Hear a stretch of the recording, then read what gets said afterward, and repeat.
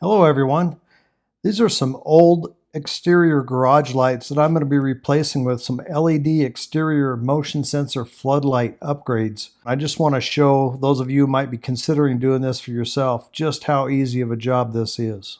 Here's a look at the light that I picked up off of Amazon. I'll put a link for this down in the description for those of you who are interested. Onforu, O-N-F-O-R-U is the brand name. I don't really know exactly how to pronounce that. It seems to be a pretty well-built light. The entire body of it and the light fixtures are all some kind of a cast aluminum, I believe it is.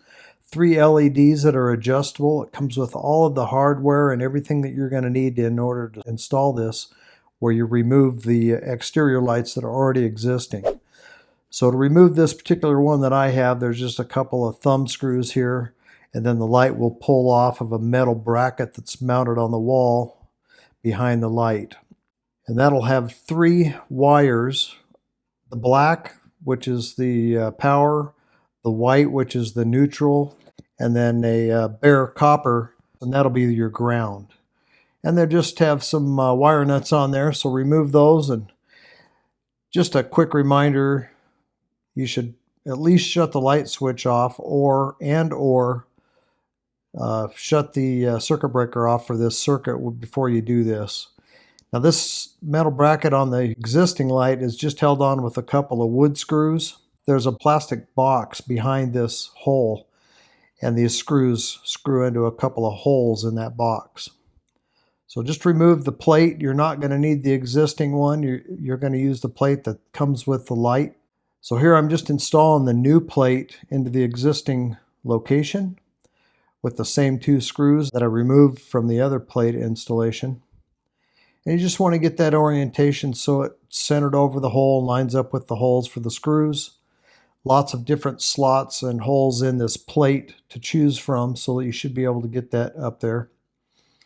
And then, of course, we'll just tighten that back down. And these are just some Phillips head wood screws. You may have some threaded bolts. Either way, you should be able to use the screws that came out of the old plate.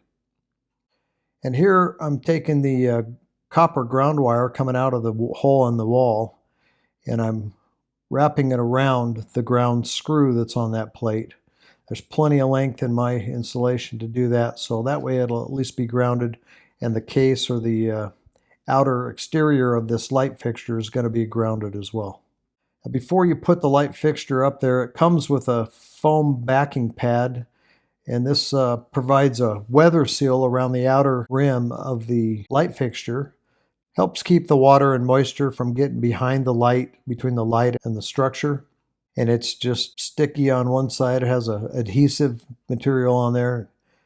Just get that lined up and put that on the back of your light, and you'll be ready to put that up.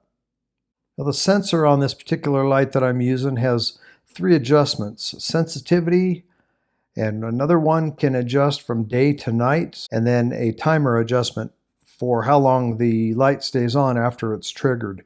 I set all of those in the neutral position, and we use that to start with, and then I'll have to fine tune them at a later point in time. Well, then you just hold that light up there and rewire the light fixture wires to the existing wires. Again, you've got the black to black, white to white, and then the ground, which is the bare copper. And on the light, the ground is the green wire. They provide 3 of these wire nuts with the kit, and I'm just using those. They fit the wire gauge just right.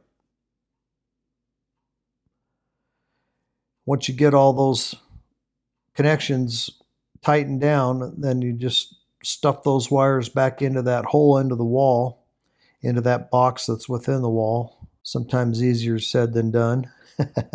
Here's a look at it as I have it wired, and you can see that bare copper, which is oxidized, but it comes around that ground wire screw in the plate. So get all those wires tucked, put the center bolt that comes with the light kit, line it up with the center hole in the backing plate, and that's what holds the light to the fixture mount on your wall. Just get it all leveled up and straight however you'd like it as you tighten it down to make sure that you get a good appearance, and then that foam will give you a good seal between the fixture of the light and the wall. And we'll remove the protective film off of the LED lights on this exterior motion sensor floodlight.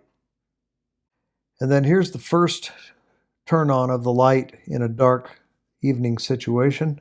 Lights up my garage area and driveway really nice. Just the one light. Clear out to the back of my property, clear out to the street. This is a 2-car parking area. It just does a really good job of illuminating. And I'll have to adjust the sensitivity, like I said, maybe the angle on the sensor, so you can adjust it for far or near and where it actually senses and kicks on. I think I have mine set for about a 30-second to a minute duration, and for me that's going to work out just fine. Again, I'm working on adjusting the sensitivity area and how close can I get before the light actually turns on. May have to raise that sensor up just a little bit so it comes on just a little bit sooner. But I don't want it to be coming on every time a car goes down the street either. If you enjoyed the video and it helped you out, don't forget to give me a thumbs up before you leave, and you can click on the video on the screen now and check out another DIY home repair video, and we'll see you over there.